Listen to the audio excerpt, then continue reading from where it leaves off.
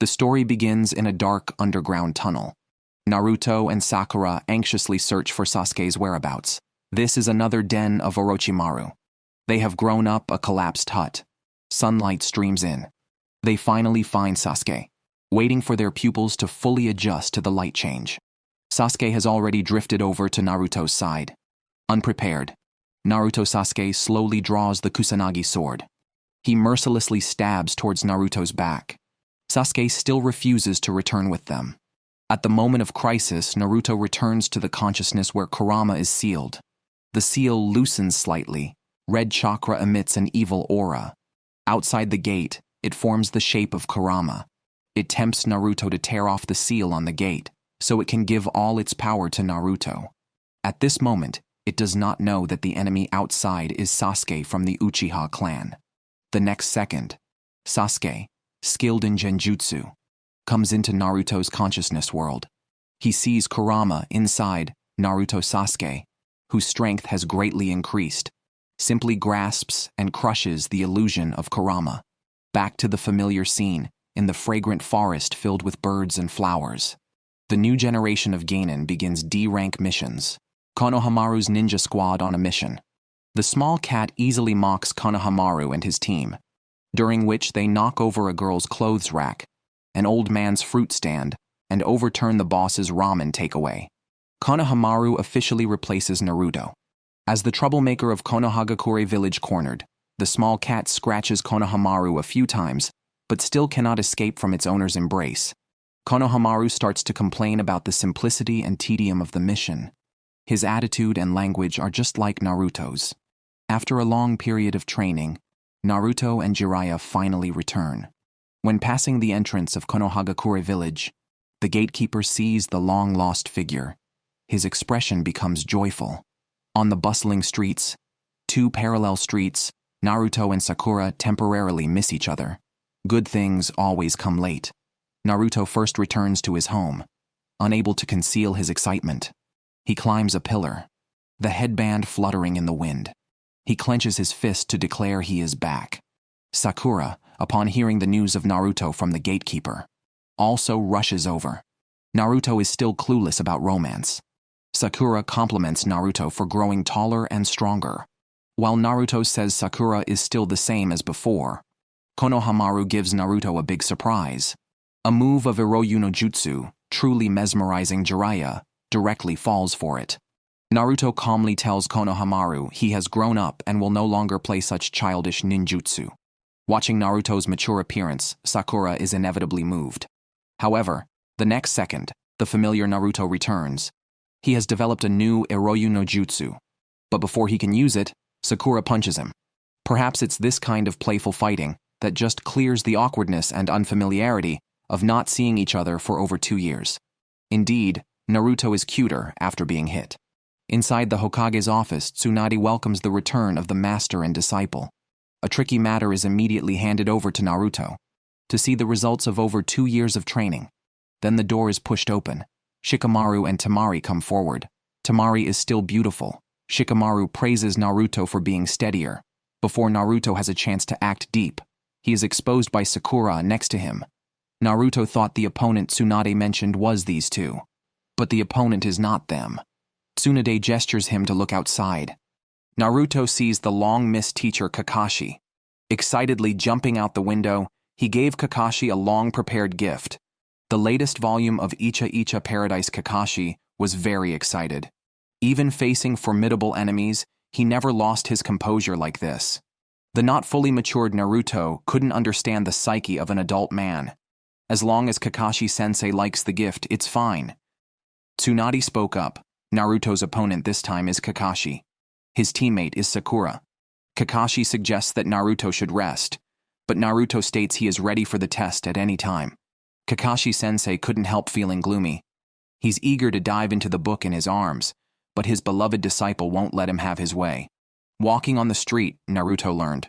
The arrival of Shikamaru and Temari is because both are organizers of the new Chunin exams. At this point, Naruto sighs how quickly time passes. He kind of misses the Chunin exam experience. But Shikamaru bluntly states, aside from Naruto, all other examinees from that session have become Chunin. Naruto is stunned on the spot. Unknowingly, his peers have already surpassed him. Naruto thinks of Gaara. Gaara has already become the Kazekage. Continuing his life as a genin, Naruto's ambition remains undimmed. He still aspires to become the Hokage. On the rooftop of a building, Kakashi, hiding and reading, is still found by Jiraiya. Jiraiya hands over Naruto to Kakashi, thus ending his duty as a teacher. His attention now moves to another troublesome disciple from Akatsuki. Akatsuki's activities are becoming more active. Jiraiya also informs other ninja villages to strengthen their defenses, but strong fortresses always break from within. In Sunagakure, Kazekage Gaara is holding a meeting. Under his leadership these years, Sunagakure has fared quite well. Relations with Konohagakure have also grown close. Yura, responsible for Anbu operations, reports on strengthening alert defenses, all to guard against Akatsuki's disruptions. After the meeting, Yura suddenly trembles. A long-hidden seal within him is undone. He recalls his true identity. His sealed memories have been awakened. He needs to coordinate with the two Akatsuki members outside, in a barren landscape filled with yellow sand, and Sasori make their official appearance. Their target is clear. It's the Shukaku inside Gaara Deidara. Deidara pulls open a small bag he carries. A mouth appears on his palm, swallowing the clay from the bag. Meanwhile, Gaara is quietly reviewing documents, the job of Kazekage. He's doing surprisingly well. Influenced by Naruto, Gaara, after the Chunin exams, protects Sunagakure and its people. Yura kills the guards and starts a rebellion, welcoming Sasori and Deidara's arrival.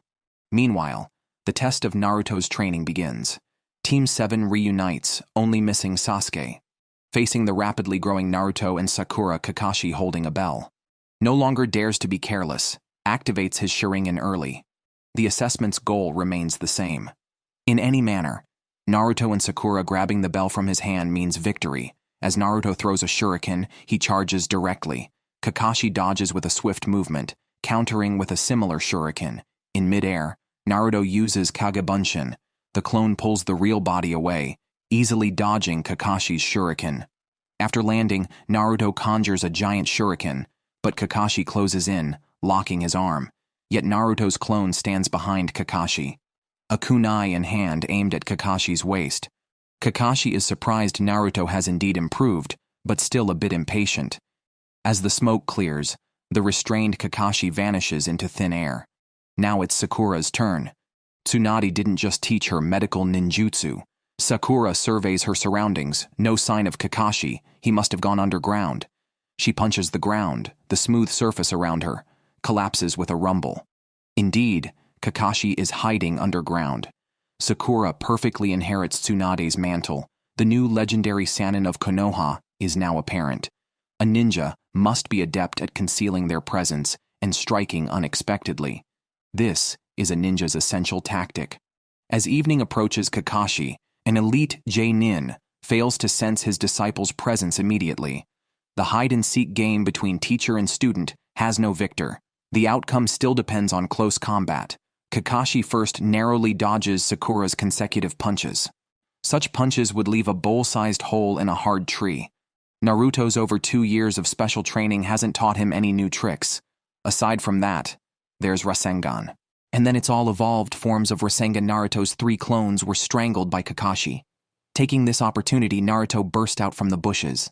The fingers of both hands, index and middle, brought together. The starting pose for Sennin Goroshi is already formed. But Kakashi, as the originator of this technique, could not let Naruto have his way. He narrowly dodged the Sennin Goroshi. At that moment, Kakashi's face was twisted in fright. Kakashi truly experienced the trouble his disciple now poses. Seeing the fight not concluding quickly, Naruto covered the area with Taju Kagebunsen, no jutsu. The overwhelming number somewhat offset the need for strategy and tactics. Sakura's support was also excellent. The ground was again shattered. The results from Naruto and Sakura were significant, especially Sakura next. Kakashi tested them in genjutsu, but Sakura, already strong in genjutsu, easily dispelled Sasuke's illusion, aiding Naruto's Rasengan and finding teacher Kakashi. Over at Sunagakure, danger lurks. Sasori's planted spy. easily killed the ninja guarding Sunagakure's gates, and silently infiltrated Sunagakure. Deidara spit out a clay-made small bird after placing it on the ground with Deidara's hand seals. The white bird grew gigantic. Deidara planned to attack all of Sunagakure from the air. Deidara leaped onto the giant bird's back. He was set to bomb Sasori's homeland, but Sasori seemed indifferent. Deidara, driving the giant bird, flew toward the core of Sunagakure. The wind above Sunagakure was strong. The giant bird spread its wings. Just by floating on the wind's lift, it could glide freely and silently. He threw out several clay spiders one after another. 3 little spiders landed at 3 watchposts. The poor sand shinobi couldn't escape the spiders' bonds. After an explosion, everything was gone. Deidara's method of attack was somewhat eerie. Deidara, who flew from day to night on the giant bird, finally landed successfully. But looking up, Gaara seemed to have been waiting for him for a long time. With a phrase indicating an end with a fierce momentum, Gaara treated his enemies as coldly as ever. Deidara was momentarily startled, then regained his composure. As the two confronted each other, fine sand began to swirl around Gaara in the air. Deidara reached for the pouch on his back. He needed more clay. Gaara looked calm. The sand around him launched an attack, gathering into sharp swords, stabbing at him. Deidara leaped into the air, caught mid-jump by the giant bird, pulled up to a safe height. But in Sunagakure, Gaara's sand was endless. Even flying into the sky was futile. The sand still followed closely. Deidara could only maneuver through the complex buildings, dodging Gaara's sand. Only then did other ninjas on the ground spot the intruder. Deidara's next ninjutsu required more time to chew the clay. For now, he could only delay. But Gaara's sand split into many arrows, encircling him from all directions. The narrow architectural terrain was actually to his disadvantage. The giant bird flapped its wings and returned to the high sky. Gaara, standing on sand, floated up into the air. Deidara was curious why no one else had spotted him. Only Gaara was quite sincere, telling him, in such a desert environment, there wouldn't be such white birds. Thus, Deidara's covert operation was completely foiled. The village ninja discovered the murdered sentries. Kankuro also saw Gaara confronting the external enemy in the air.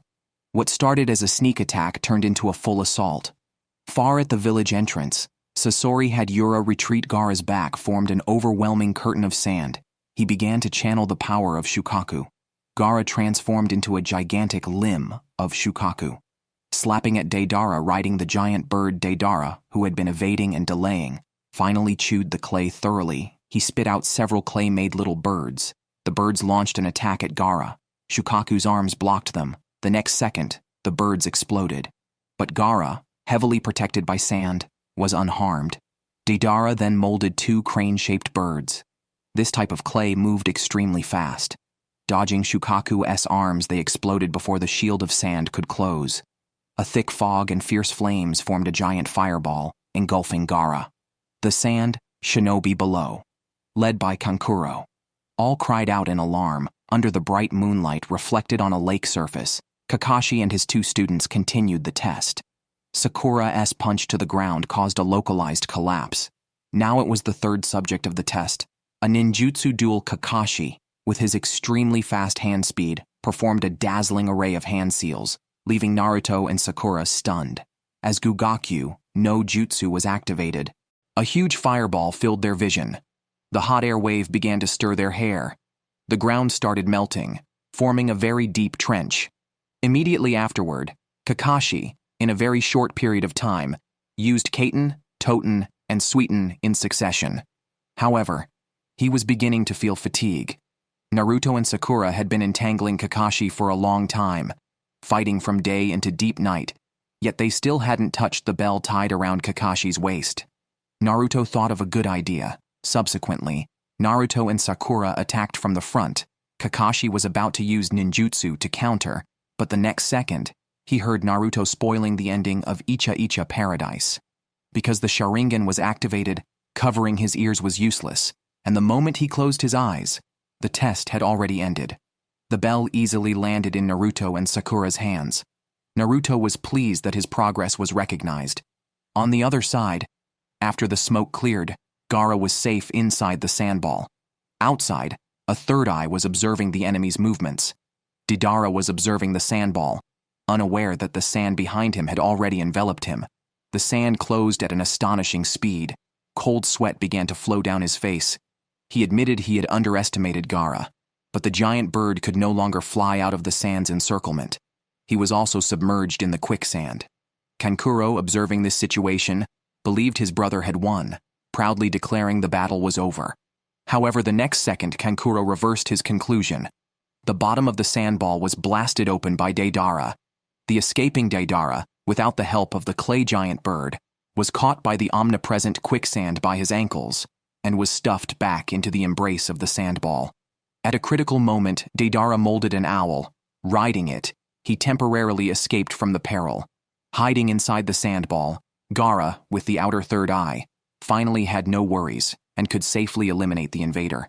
Obviously, the owl molded by Deidara was not fast. In the chase, its left arm was accidentally entangled by the sand. Deidara felt his left arm as though it was wrapped by a python. The strength of the sand's bonds slowly tightened. Deidara spat out clay snails from his other hand, quickly entwining the sand column attached to his arm, trying to undo Gaara's ninjutsu. However, the strength of the sand this time was very high. Even after enduring explosions, it was unscathed. Gaara uttered, "Sand-binding coffin." Then with a single hand squeeze, Deidara's left arm burst out in blood. The owl in the air seemed to sense its master's pain, showing disordered flight behavior. Seeing that it was about to crash, Deidara actively amputated his arm to survive, freeing himself from the sand's bonds. Members of Akatsuki are all ruthless. He felt the difference in the sand used by Gaara. The sand that cut off his arm and the sand that previously enveloped him clearly differed in speed and strength. Gaara's gourd carries a certain amount of sand. These sands are Gaara's real weapons. Sand imbued with a large amount of chakra possesses absolute defense and instantaneous attack effects. Deidara realized that his preparations were clearly insufficient. Now, even after losing an arm and with not much clay left in his bag, Deidara still wanted to give Sunagakure a huge surprise. Deidara sat astride the owl, holding a clay bird in his hand, overlooking the increasingly gathering crowd below. Showing a wildly eerie smile, Baki saw that Gaara used the absolute defense sand. Feeling the strength of the enemy, suggested considering a combat plan for if Gaara lost control. The uncontrollable Shukaku also had to be guarded against, but this time Kankuro refused the suggestion. He believed in Gaara, now as Kazekage. Even in dire times, he would not harm the villagers. The battle continued into the deep night.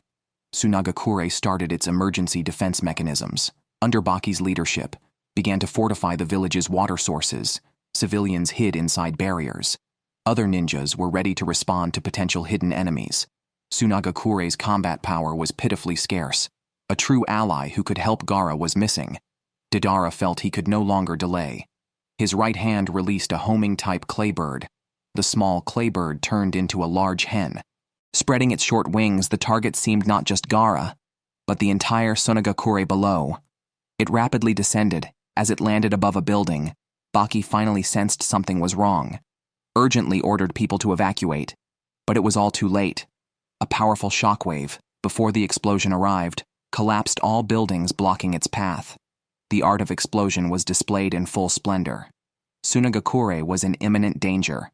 However, Gaara's sand formed a giant shield, shielding the explosive force, but Deidara's target was still Gaara.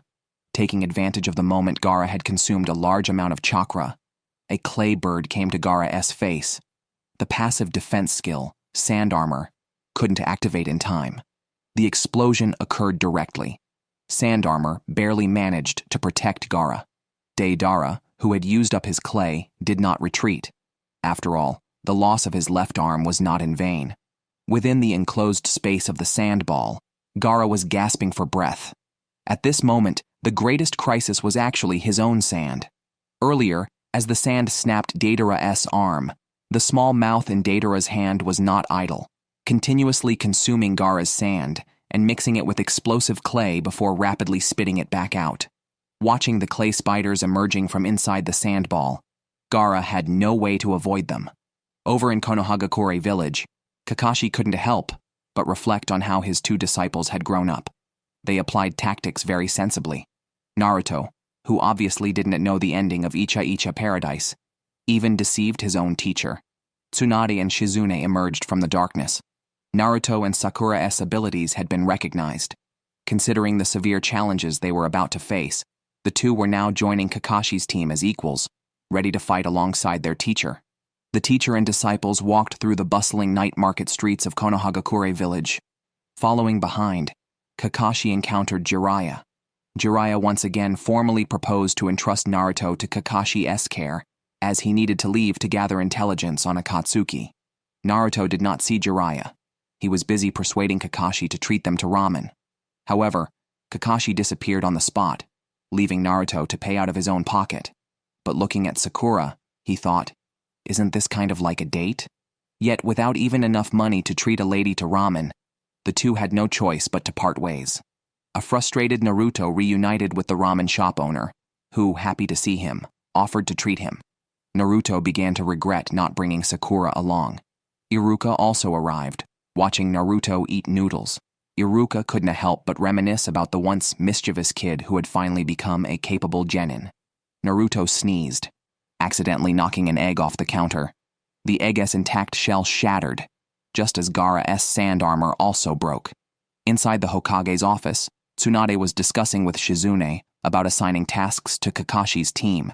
Tsunade thought they should contribute more to the village, wanting them to undertake a B-rank mission. The gentle-natured Shizune quickly intervened, feeling that it was better to progress gradually, perhaps starting with a D-rank mission. Eventually, they decided to assign them a C-rank gold transportation mission. In Sunagakure, Gaara, pushed into a desperate situation, faced the greatest crisis. Continuous muffled explosions occurred inside the enclosed sandball, causing many bulges to appear. Some sand uncontrollably fell from the sky. The sandball completely dissolved, and the injured Gaara still thought to move the previously formed giant shield of sand away, because once the sand fell, the village would be finished. Deidara had accurately targeted Gaara's weakness. At that moment, support from Sunagakure finally arrived. A giant crossbow firing explosive bolts. Targeted Deidara, but the accuracy was lacking, failing to cause Deidara any trouble. The crossbow's attack provided cover for Gaara, successfully moving the giant shield of sand outside the village. A massive cascade of yellow sand poured onto the open ground outside the village. The crisis for the village was averted. Gaara's chakra was completely drained, falling into unconsciousness. This scene pleased Deidara. Despite losing an arm, he considered the mission completed. Deidara, riding the owl, caught Gaara, then turned and left, leaving Kankuro and others in urgency. Actually, Gaara had enough strength to escape or even counterattack, but the village and his companions were now his deepest concerns. Akatsuki knew not only how to fight, but also how to exploit the emotional weaknesses of their opponents. Sunagakure, one of the 5 great shinobi countries, had its Kazekage captured under the watchful eyes of all the sand shinobi.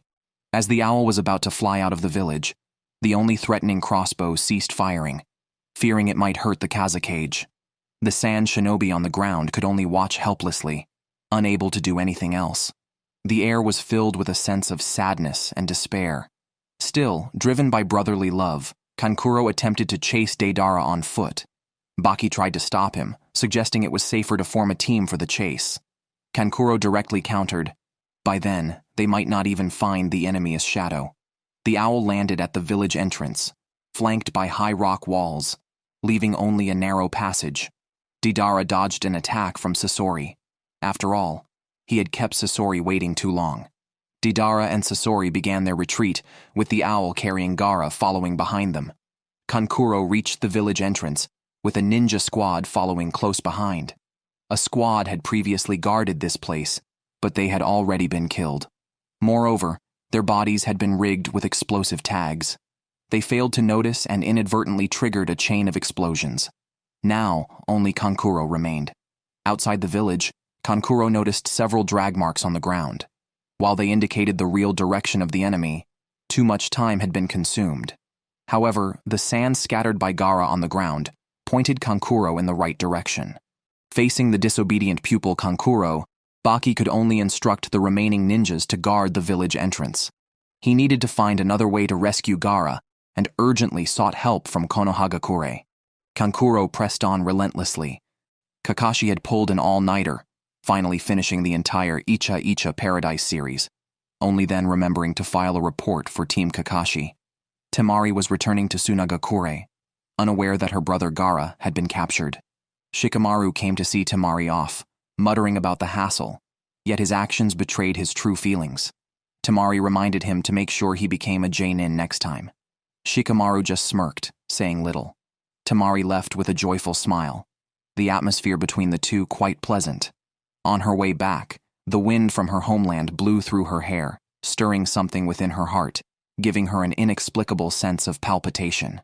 Team Kakashi's mission arrived.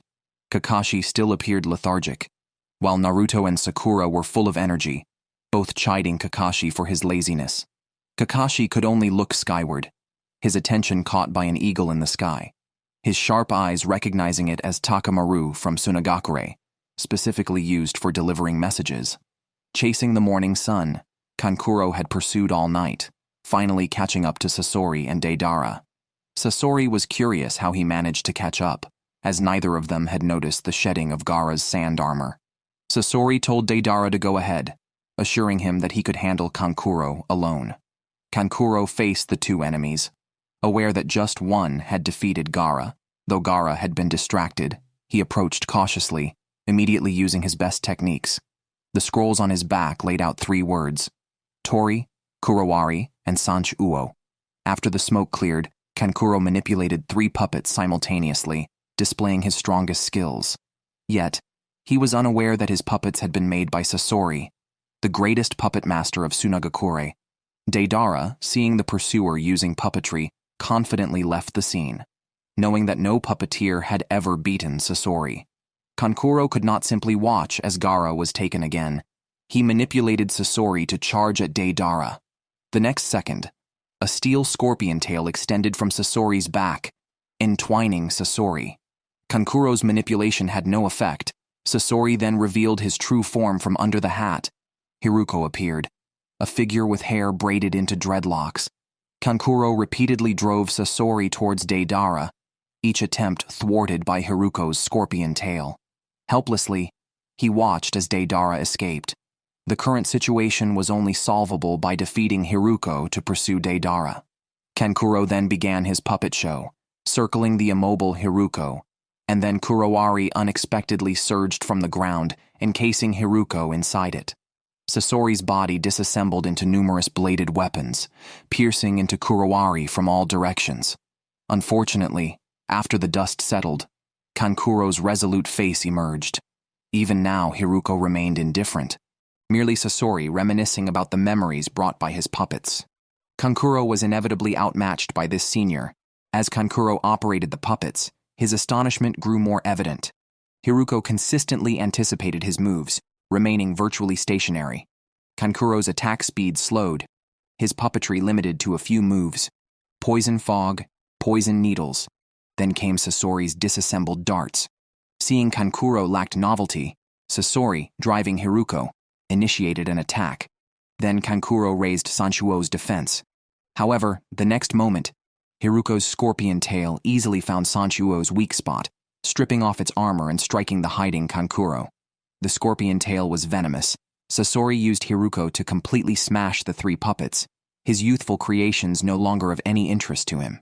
Finally, he said to Kankuro, "The puppets you are playing with were all made by me back in the day." Only then did Kankuro realize who the man before him was. He was the once famed genius puppet master, Sasori of the Red Sand, but now he was a rogue ninja from Sunagakure and a member of Akatsuki. At that moment, the toxins in Kankuro's body began to take effect. His consciousness blurred. Just as Sasori was about to deliver the final blow, Kankuro, lying on the ground, manipulated the blade on his puppet to cut off and hide a strand of Hiruko's beard. Even in death, he wanted to ensure his comrades received some information about the enemy. However, he did not realize that the Hiruko before him was not Sasori's true form. Kankuro's last strike shocked Sasori. He did not strike again. confident that no one could counteract his poison. Takamaru finally arrived at the Eagle House of Konohagakure. The ninjas of Konohagakure quickly took down the first emergency communication document and handed it over to the cryptography team for decryption. The members of Kakashi's team arrived at the Hokage's office to receive their mission. Naruto couldn't help but complain that the mission was too simple. Tsunade had already grown accustomed to Naruto's complaints. At that moment, someone from the cryptography team came in to report that the Kazekage of Sunagakure, Gaara, had been taken away by Akatsuki. The message requesting emergency assistance came from the Sand Shinobi. Tsunade decisively canceled the C-rank mission and assigned them the task of rescuing Sunagakure, which completely aligned with Naruto's desires. At the entrance of Konohagakure, Kakashi's team urgently set out to support Sunagakure. At this time, Jiraiya stopped Naruto, warning him to be cautious of Akatsuki and not to recklessly use Kurama's power. Knowing that Gaara had been captured, Naruto was already frantic. Before the rescue from Konohagakure could arrive, Sunagakure was already in turmoil. During an emergency meeting convened by the high-ranking officials of Sunagakure, Baki, as Gaara's teacher, remained silent to avoid conflict of interest. He looked out the window at the lively Sunagakure where adults were busy and children were playing, as if everything Gaara had done for them had never happened. The pursuit team brought back Kankuro, who was severely injured and on the brink of death. The remaining team attempted to continue tracking Sasori and Deidara, but it was clearly beyond their capabilities. In the midst of a sandstorm, Deidara finally seized the opportunity to mock Sasori for his tardiness. Sasori, who often became angry at his own procrastination, now found himself waiting. However, Sasori did not mind Deidara's criticism too much, as he had just had a satisfying encounter with an old acquaintance. Even for elite ninjas running at full speed, required 2 days and 2 nights. Kakashi's team hurried through the forest, catching up with Temari, who was returning to Sunagakure alone. After learning of the situation, Temari, without hesitation, joined Kakashi's team. At that time, she did not yet know that Kankuro was also poisoned and near death. If she knew as a sister, she would certainly be extremely anxious. Naruto and Gaara shared similar life experiences, both growing up without parents. However, Naruto had encountered reliable teachers and comrades, whereas Gaara had not and had grown up lonely and unsupported until he became the Kazekage, relied upon by everyone. Naruto thought resolutely that he must rescue Gaara.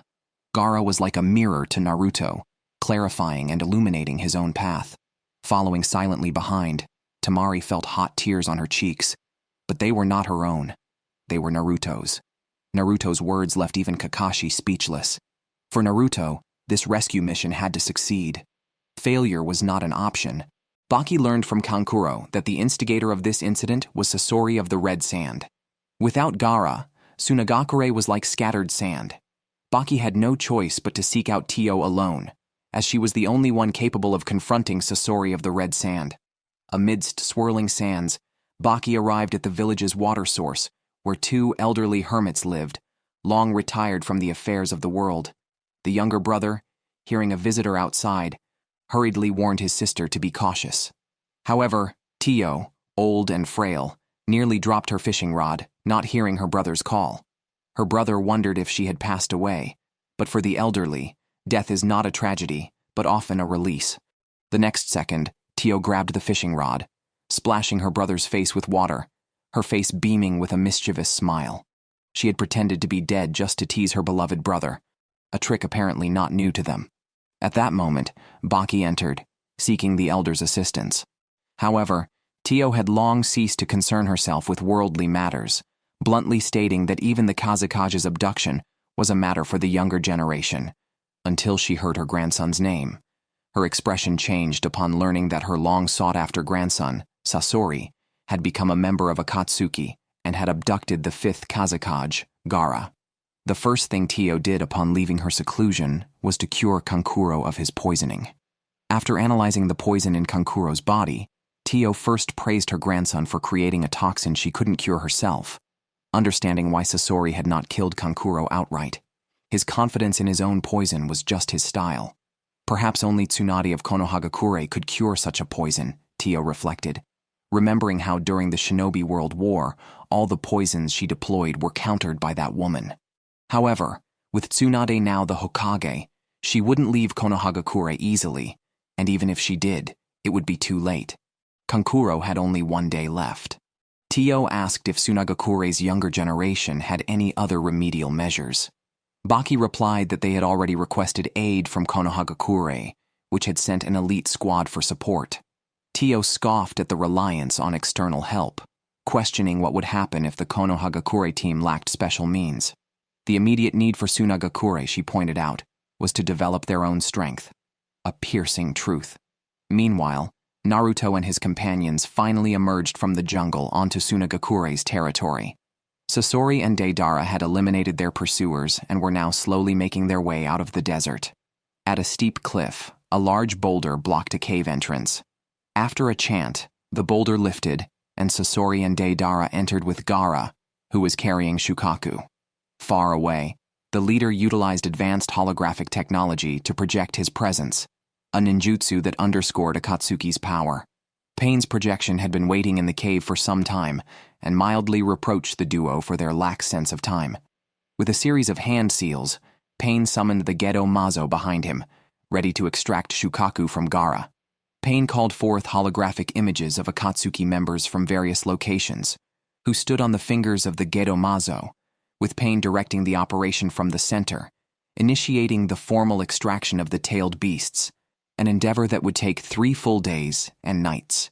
He assigned Zetsu to monitor for emergencies, as the fingers of the Gedo Mazo lit up with symbols representing the present Akatsuki members, also engraved on their respective rings. The Fuinjutsu, Genryu Q Fujin, began, with Gedo Mazo's mouth emitting a blue light that transformed into 9 fierce dragons, engulfing the unconscious Gaara. Back in Sunagakure, everyone in the medical room was helpless as they watched Kankuro suffering from poisoning, pinning their hopes on the Konohagakure reinforcement that included a detox expert. Kankuro's life was not to end yet, as the reinforcement team included Sakura, Tsunade's direct disciple, who was currently trapped outside in a sandstorm. As the morning sun shone at the village entrance and the storm had passed, Kakashi's team and Tamari had arrived, having traveled relentlessly to save Sunagakure in crisis. Sakura, knowing of Kankuro's severe poisoning, took on the responsibility of detoxifying him without waiting for Sunagakure's request. As Tsunade's disciple, she was confident in her skills. Upon reaching the medical room, an unexpected incident occurred. Tio, seeing Kakashi's white hair, mistook him for Sakumo and sought vengeance for her son's death. Rushing at Kakashi, she received a bewildering welcome instead of gratitude. Naruto created clones to block Tio's attack, while Sunagakure was puzzled by her assault on an ally. Her brother intervened, reminding her that Sakumo had long passed away, bringing Tio back to reality, though the situation remained awkward. She resorted to feigning madness to cover her embarrassment, while Kankuro's cries of pain eased the awkwardness. Sakura focused on treating Kankuro, her hair tied back, looking exceptionally competent. The medical room cleared of non-essential personnel. Sakura easily identified the heavy metal poison affecting Kankuro, impressing those who had underestimated her due to her young age. Sunagakure's medical ninja willingly assisted her as she immediately applied emergency treatment methods, wrapping chakra-infused medicinal liquid around her hand, which she then forcefully injected into Kankuro's right chest without anesthesia, causing him intense pain and convulsions that nearly overwhelmed the medical ninja holding him. Sakura used her chakra to peel off the toxins adhering to his heart, a heavy metal poison that was lethal by damaging heart muscle tissue. After the poison was absorbed by the medicinal liquid, Sakura used her other hand to control the chakra and extract the toxin-imbued medicine from Kankuro's left chest, repeating the process several times until most of the deadly toxin was removed. The remaining poison could be treated slowly with an antidote. Watching Kankuro now stable, Tio felt a mix of emotions. Some enemies from her past had passed away, others were still alive, but all had left behind outstanding descendants and successors. Only she had clung to her son's death, without fostering a capable disciple.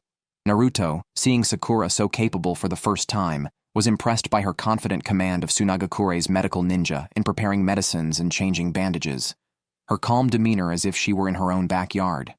He hadn't expected that in just over 2 years of studying medical ninjutsu under Tsunade, Sakura had become proficient enough to graduate.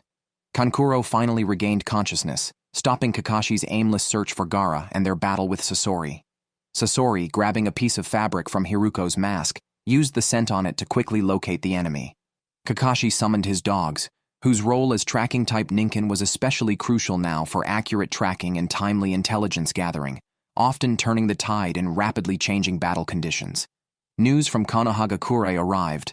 Another reinforcement team was on the way, with Guy and Lee having received the task to support Kakashi's team, determined to cover a 3-day journey in just half a day, regardless of human limits. Neji, dressed in plain white, had become even more stable and handsome, eager to see Naruto again. The Chunin exam that changed his life had always left him with a good impression of Naruto. Kankuro, watching Naruto stand before him, full of confidence coming to rescue his brother, thought of his own helplessness and mixed feelings. He was caught up in memories of his brother Gaara, who had only known killing and hatred, but had changed his life because of the person before him, becoming positive, gentle, and optimistic. Only by continuously striving and advancing could one change a predetermined life path. Gaara had finally become Kazekage through his own efforts, but Kankuro now lacked the ability to save his beloved brother. He solemnly entrusted the task of rescuing his brother to Naruto. Naruto's goal was precisely this. He too aimed to be Hokage. For now, let Kazekage Gaara owe him a heavy favor. In the dense forest, Pakun located the cave where Sasori and Deidara were hiding. Pakun, not a combat-type summon, merely glanced from a distance at Gaara, enveloped in a blue light orb, his body suspended mid-air as red-tailed beast's chakra continuously seeped from his body, flowing into Gedomazo's mouth in 3 red streams. The statue's previously closed eyes were now half open. Tio slowly walked alone, opening the long-sealed weapon storage. Among many puppets, she found Sasori's parents, which were most appropriate to use against her disobedient grandson. Her brother was still very worried about Tio's safety, but Tio was determined to face death if necessary. As the morning sun shone into the village entrance, Naruto was still in his dreams. Pakun had returned and marked Gaara's location on the map. With this precise information, Kakashi's team was ready to set off to rescue Gaara. However, Sunagakure's rescue team faced a setback when the village elders stopped Temari, ordering her to stay behind to guard and ensure the village's safety. Although this command was correct, it essentially meant giving up on Gaara, the Kazekage. If Temari did not go, Sunagakure's rescue capability would be nearly non-existent. At this moment of unresolved dispute, Tio's voice came from above. I alone am enough. The world-class puppet master of the shinobi world had returned. The 90-year-old woman jumped down from a height of several tens of meters, her entrance quite imposing. Covered in a black robe, Tio was already equipped. At the exit of Sunagakure, Temari, as the person left behind, bid them farewell. The Sunagakure elders had become conservative, entrusting all hopes of rescuing the Kazekage to the Konohagakure ninjas. On the other side, Guy's team was stopped by Pakun, who informed the 4 about what had happened. Gaara was being held in a cave by a river in the river country, located between Konohagakure and Sunagakure. This meant that Guy's team, though starting later, would arrive first and likely encounter Sasori and Deidara first. Hearing this news, Tenten stumbled. Guy's team headed directly for the river country, but this scene was already noticed by Zetsu, who was hiding nearby, and reported to the Akatsuki members in the cave. Hearing that it was the familiar Guy, Kisame could no longer contain his excitement. He wanted to avenge the kick he received from Guy during his infiltration into Konohagakure. Led by Pakun, Guy's team arrived at a desert area. Pakun sniffed the presence of enemies ahead.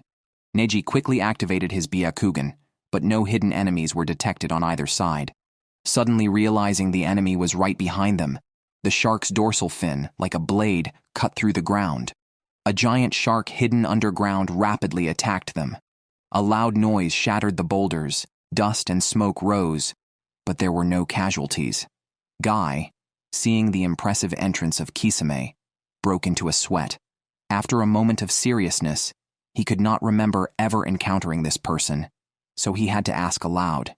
Kisame, deeply hurt by this unintended dismissal, decided to fight to make Guy remember his handsome face. Kisame tossed his Samihata into the air, where it circled while howling, freeing his hands for hand seals. He used Sweeten, Bakusui Shoha to instantly turn the desert into a sea, creating an environment to maximize his strength. The waves grew taller one after another, leaving Guy's team without a foothold. Kisame, still not giving up, watched Guy dodge and asked if he remembered him now. However, in Guy's memory, only those who had defeated him stood out. Eventually, Guy managed to kick Kisame, but it turned out to be a clone. Fortunately, with many allies, Guy fought up front to attract attention, while Lee sneakily attacked from the side with a leaf whirlwind, sending Kisame's Samehada flying. Kisame dodged, but was accidentally hit by Neiji's 8 trigrams palms. After this sequence, Kisame could only retreat into the water to avoid further attacks, leaving Tenten, who hadn't managed to strike, fuming with a scroll full of weapons. When Kisame resurfaced, seeing the conspicuous Samehada, Guy seemed to want to say something, but ultimately could not remember.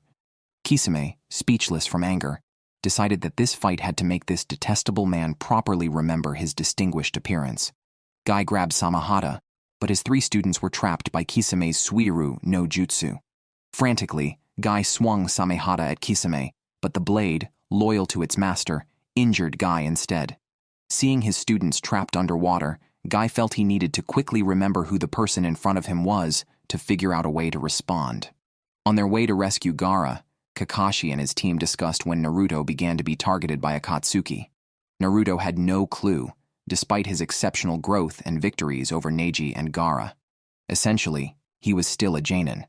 As for why they didn't abduct Naruto earlier, the Konohagakure ninjas believed it was because Jiraiya was often by his side, deterring Akatsuki from making a move.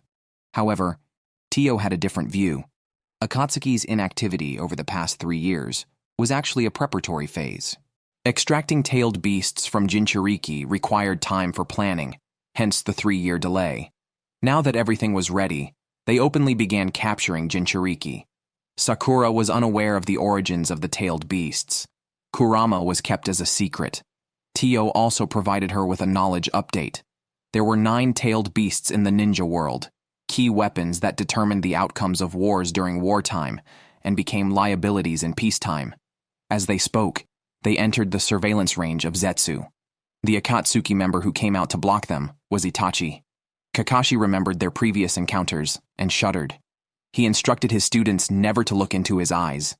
The Sharingan could easily pull someone into an illusion. Tio suggested facing one person head-on while the others attacked from the dead angles of the Sharingan. Even if it didn't work, having more people could help them hold their ground by restraining the enemy. Naruto was eager to test Tio's idea, but was held back by Kakashi.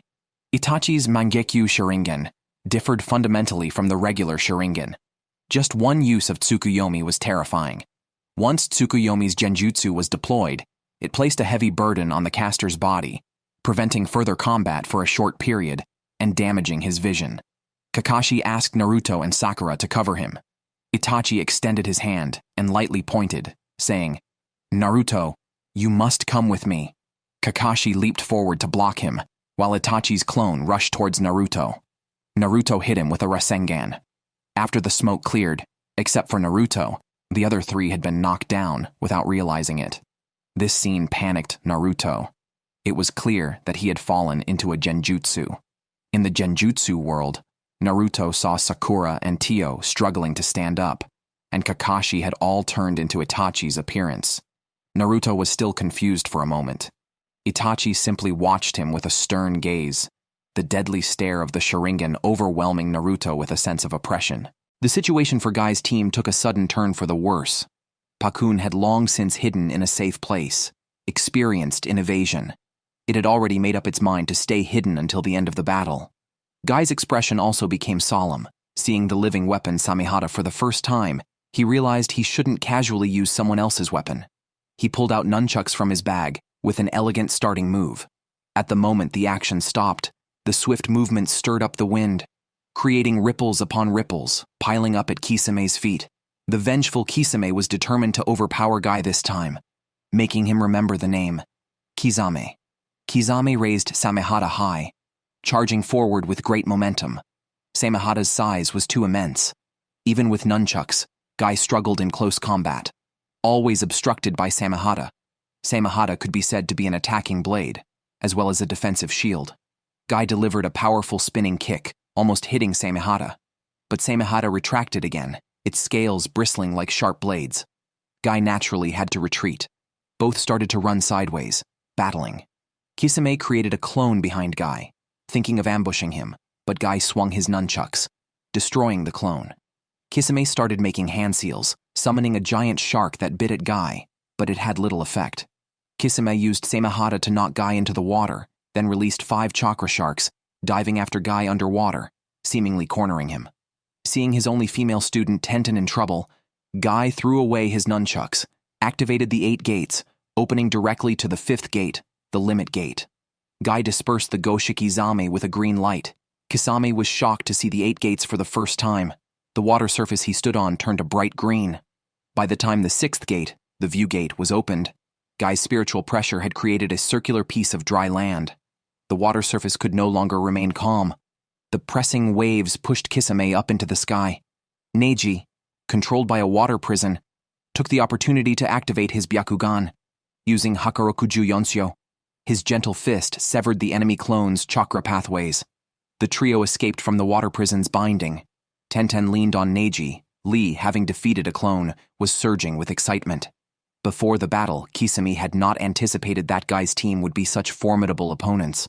Now, with both speed and strength enhanced, Guy started to overpower him. Guy's face turned date red. Having activated the 8 gates, he aimed for a quick resolution. The physical strain of the view gate was simply too great.